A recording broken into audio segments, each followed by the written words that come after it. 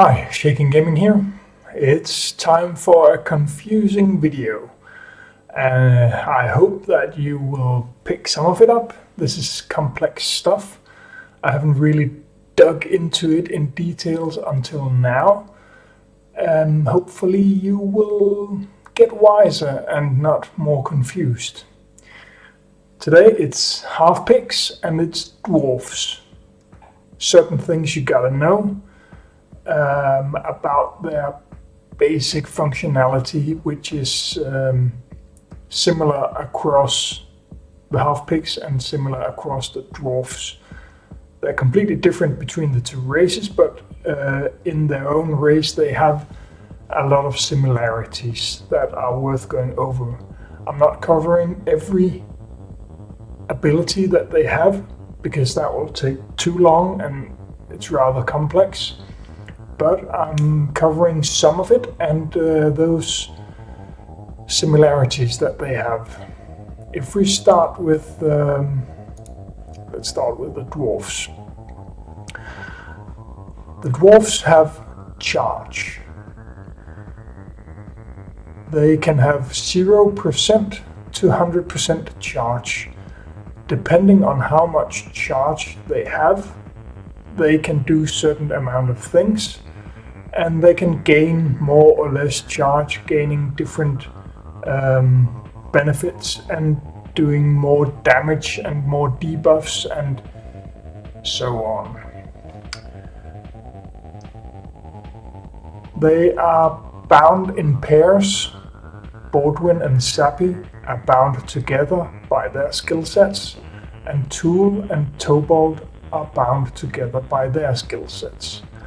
Baldur is his own, and he's the legendary, and will also be the first legendary defender in the game, which is a bit interesting. He's also got some mechanics that we will have to cover to understand what's going on.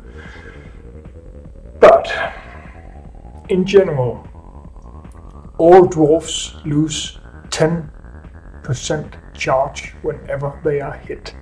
So massive AoE, and you can take a lot of charge away from the dwarves, making them less effective. If you're not hitting them, they will gain very large amounts of charge very fast. That doesn't apply 100% to Baldur, because if Baldur has taunt, he will not lose charge when hit. But when he doesn't have charge, when he doesn't have taunt, he will lose charge when hit, just like the others, just not when he's taunting. At the start of battle, all these 4 dwarves, if they are combined with Baldur, will give a special sort of stack to Baldur, which is called Earth's Power or something like that. Earth Power, yeah. The first thing that is to say about that is if all 4 dwarfs are there together with Baldur, he will receive 4 Earth Power at the start of the battle. He cannot lose these, so he will keep them indefinitely. If at any time during the fight all 5 dwarfs have more than 90% charge, he will remove these stacks of Earth Power and gain Might of the Mountains. Might of the Mountains. Doesn't say anywhere what that does, but it sounds significant, and you need all 5 dwarfs combined, and you need special condition with 90% charge to be able to obtain this, so it gotta be powerful. Luckily, I have dug up what this does, and I can reveal it. Maybe a bit later, just to tease you, but I have the information on Might of the Mountains. But let's look a bit first on these combined abilities. Baldwin and Sappy. They both have a passive that on their turn will give something to themselves and the other each turn.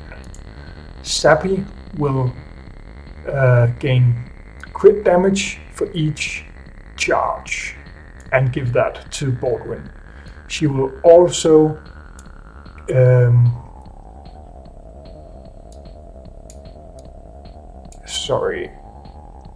if at the end of the turn charge is less than 50%, she will restore 40% turn meter. Baldwin also receives this.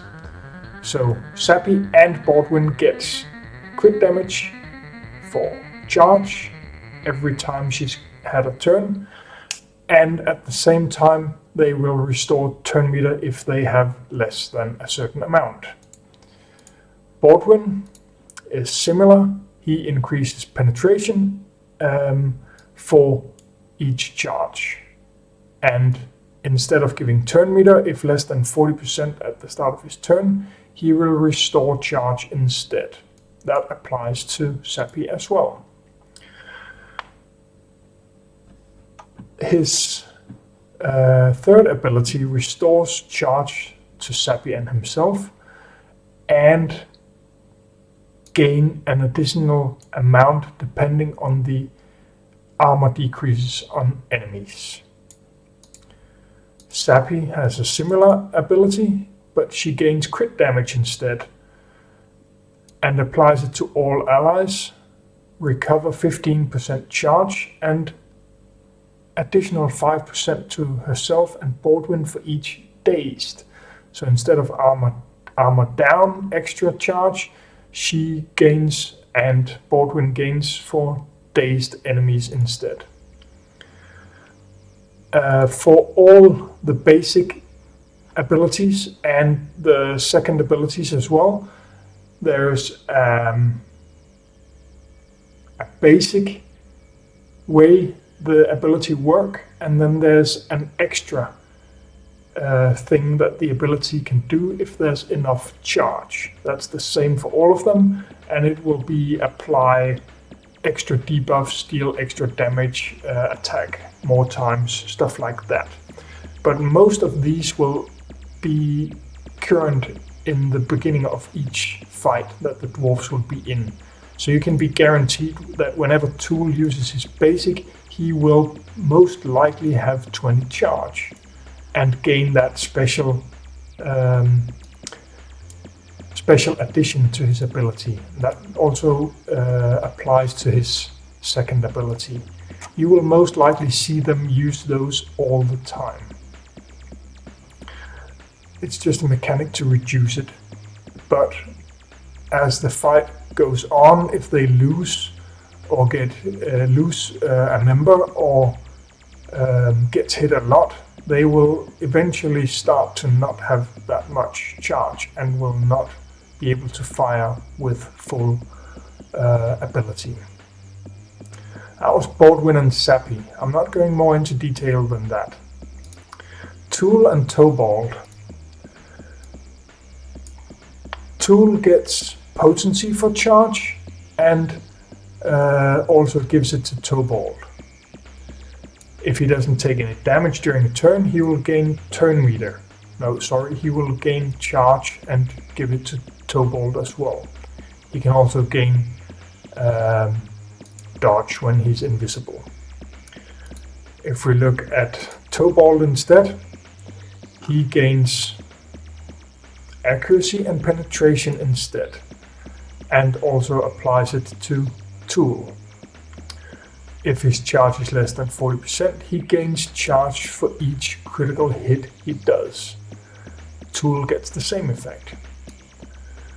So again, a basic functionality of the ability, the passive ability, and also a proc if the charge is below 40%, something else happens. So if you hit them a lot and their charge gets low, they will get extra from their passive.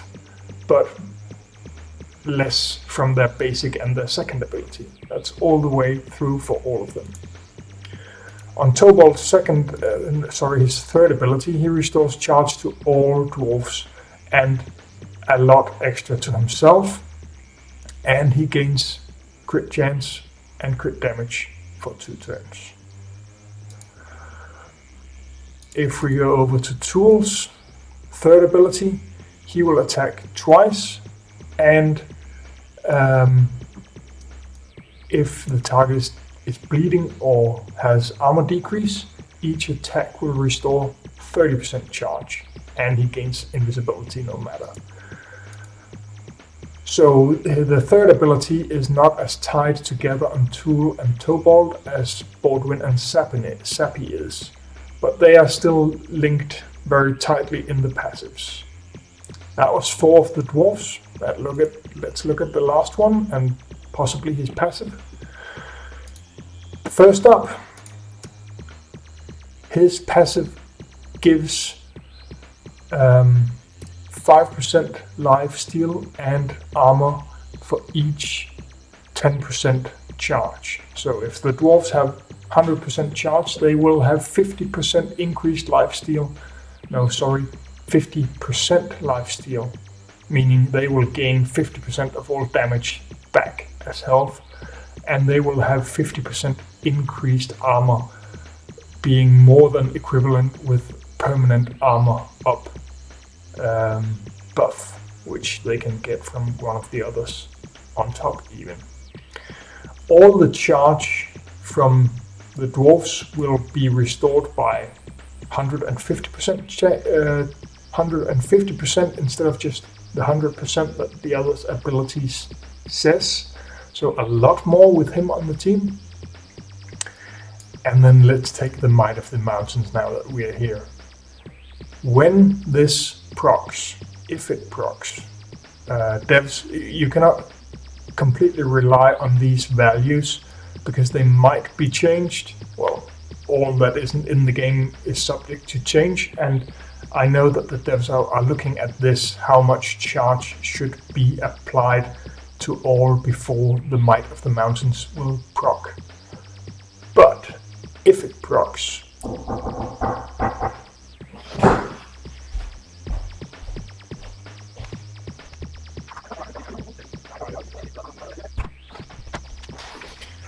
yeah, someone knocked at the door. I had to go and open to get a package. In these corona times, there's no avoiding that. So here I am back again. Where did I came from? Yeah. All things are subject to change. That was it. But if he gains this, he will gain 200% increased damage. I don't know for how long. I don't know if it's permanent, but it doesn't say that he can lose it. And it's a blue buff, so it's not removable. Did I say that he's also getting 100% critical chance increase? 200% damage, 100% increase to critical hit chance. That means we have a tank that can go ballistic. He can go absolutely crazy. We don't know his stats, but he's a legendary. He's a defender. Defender doesn't usually do damage, not a lot. But this guy, if he procs that, he will go absolutely nuclear. And I suspect that he will kill everything pretty fast. Because he will do 240% physical damage on his third ability to all enemies. And if he's got any charge, he will do additional 3% damage and have a chance to stun them for each percent charge consumed up to 20, meaning 60% extra physical damage to all enemies. That's 300%. With a 60% chance to stun them for 1 turn. but that's massive. 300% damage plus 200% increased base damage, plus it's a guaranteed crit. Now, even if he doesn't have any other buff or anything from the others, that will just insta-kill quite a lot, I think. That was that. That was breaking. You haven't heard that before. He also gains damage reduction for each charge that he have. Again, loses 10% charge upon taking damage without taunt. There's not much more to say about his kit. Yeah, the only way that he himself will recover charge is by taunting. So it's slow for him to gain charge, and that is also possibly the limiting factor for obtaining the mountain buff. That was the dwarves. Hope that made sense, that you learned something. Halfpig.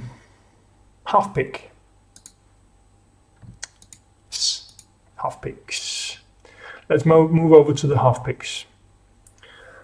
The halfpigs, if we start by not looking at, I'm going to just pronounce them without the and, so wizard. If we're not looking at wizard, who's the legendary and the leader, the four others, the main thing about them is oink, no oink. They all gain oink at some individual condition, each of them. That applies to wizard as well. And they all lose oink in their own way, and they have both the basic and their second ability, all of them, that have special conditions if they have oink versus not having oink. I cannot remember if that applies to the third ability as well. But that applies to all five. Again, there is some of them that are linked together. Centurion and Barrel are linked very closely together. Imgur and Lance are linked with Kebab, who is not here yet. So there's at least one more half-pig in development currently, because it says Kebab synergy with Imgur Lance. Let's dig into them. Archer doesn't really have any synergy with the others. Wizard is also himself, just like Baldur was. Yeah, I'll get into Wizard in the end. Let's take the two current ones in the game. Centurion and Barrel. If they have oink, they have more armor. If they don't have oink, they have speed. If Barrel is on the battlefield, he gains the same buff. When a debuff is inflicted to Centurion, if there's no taunt on Centurion, gain oink, otherwise lose it. So it's similar to these passives that the dwarves have, just in a very different way. Barrel's passive ability is no oink. He has 50% chance to reduce damage taken from enemy attacks by 90% and receive oink. He will lose oink at the end of the turn every time, if he didn't get hit and avoided using that ability. If Centurion are on the battlefield, both receive haste and tenacity increase for 2 turns at the start of the battle, so that speeds them up in the beginning. First round, they will buff up, and they will buff up everyone, and a special increase to Centurion if they are on the field, and similar on Centurion. Remove buffs, gain taunt, armor and regeneration, and slow for himself, which is new, debuffing himself, but that is good because he will keep the taunt longer, and then he will also recover shield equal to amount of health, and if barrel is on the field, they both gain a special ability, quick chance here in this case. So linked very tight together. Imgur Lance is a special character. He gains regen every turn, and here's the kebab. And he can redistribute these between the allies. And if there's enough stacks of regeneration on the half-pig allies, he will gain Oink, otherwise he will lose it. So again, special condition for himself, enough regen on the team, Oink. He will apply armor increase and tenacity to all allies for 2 turns. On Oink, remove all regeneration stacks from the allies and give them shield equal to 20% of the allies' maximum health for each stack removed of regen. No Oink, he gets 90% turn meter instead. And so on. On this one, he is redistributing the regen between the allies to those that have the least, and he will restore turn meter or haste and regeneration depending on Oink or not. That's just armor decrease, that's not interesting. The archer guy got his own ability as well, and he's not linked to anyone, he's sort of himself right now. He gains potency with Oink, he gains speed with no Oink. Sorry, let's get the values a bit up.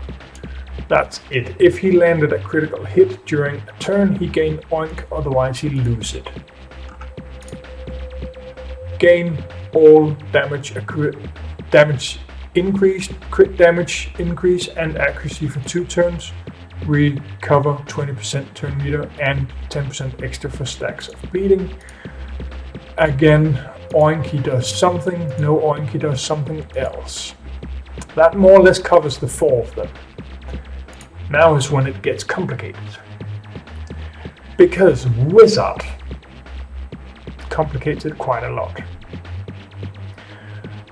If we start where? I think we start with Acorn. That's important to get that first.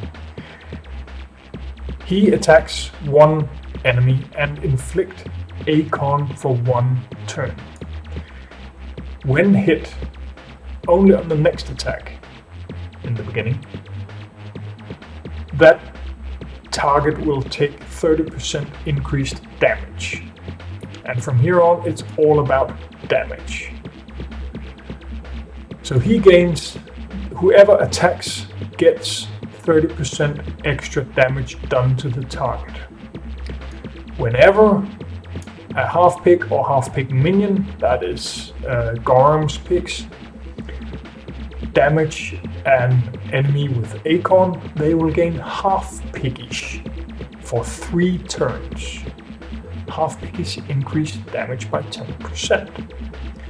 And half-piggish stack. That's the important part here. So increased damage for stacks of half-piggish, 30% extra damage done versus Acorn. Now, if you max his passive, his leadership,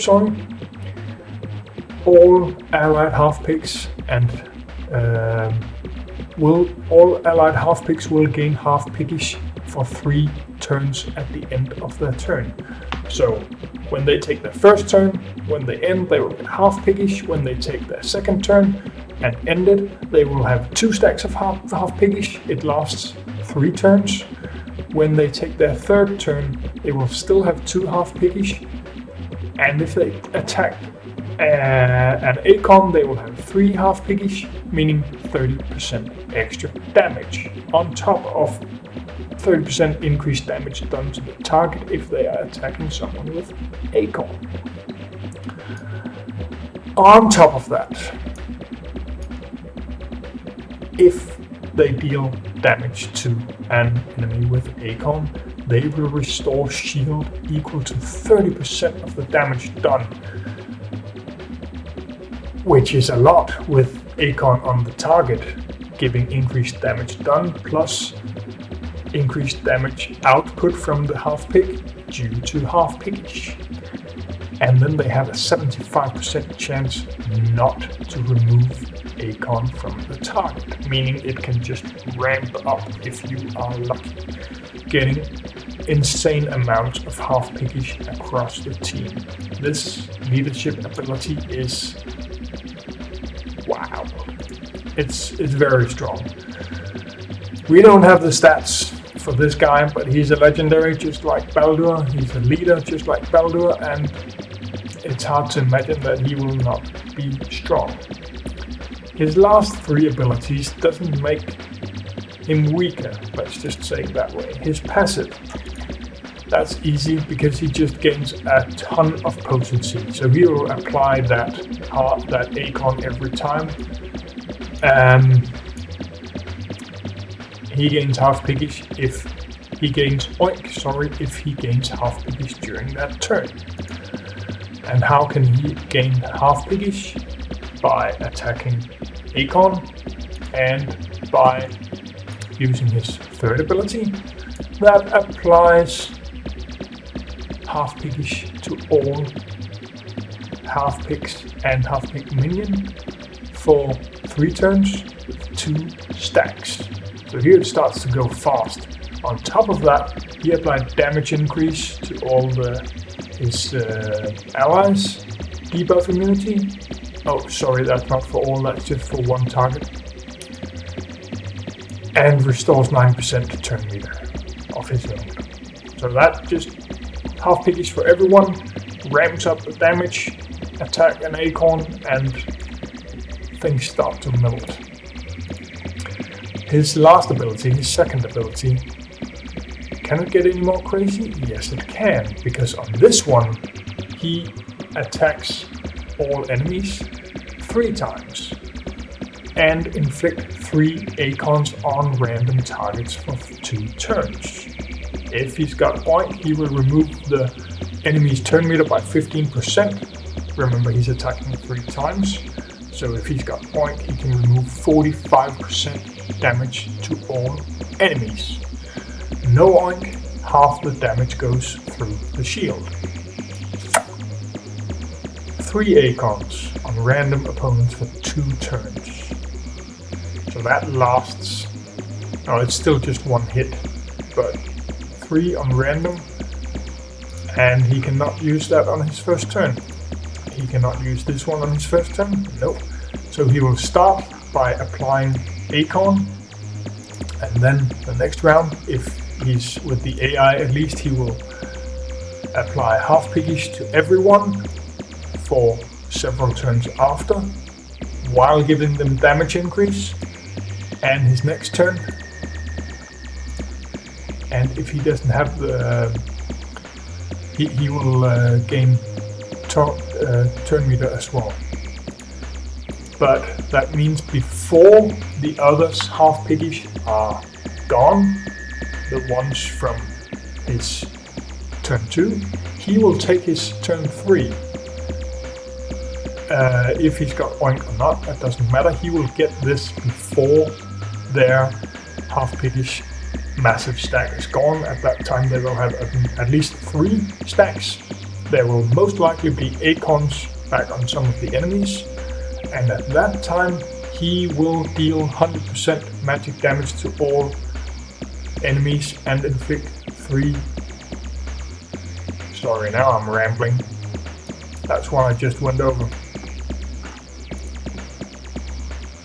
I messed that up. Sorry about that. But he will use this one first, as I was trying to say. So he'll gain halfpiggish to everyone, give damage increase, and then the turn after he will apply Acorn all around and reduce their turn meter so they will not get rid of the Acorn, and then the rest of the party, the other halfpigs, will just have Acorn on more or less all the opponents, or at least half of them is my guess, and they will all have 3 to 4 stacks of halfpiggish, and there will be Acorns on the opponents, and they will absolutely obliterate the opponent. That's how that will go as far as I see it right now. That was the mess of the half-pigs and the mess of the dwarves. I did not get into everything because you cannot comprehend it all, and neither can I remember it in just 2 minutes if I am to tell you every single ability, especially the basic and the second abilities of all these characters. But this is the fundamentals of how they work, and they will be strong. I cannot emphasize this enough. There's not much else to say. Hope you learned something and that you can use it in your future gameplay. Subscribe if you want, like if you want. Have a great day.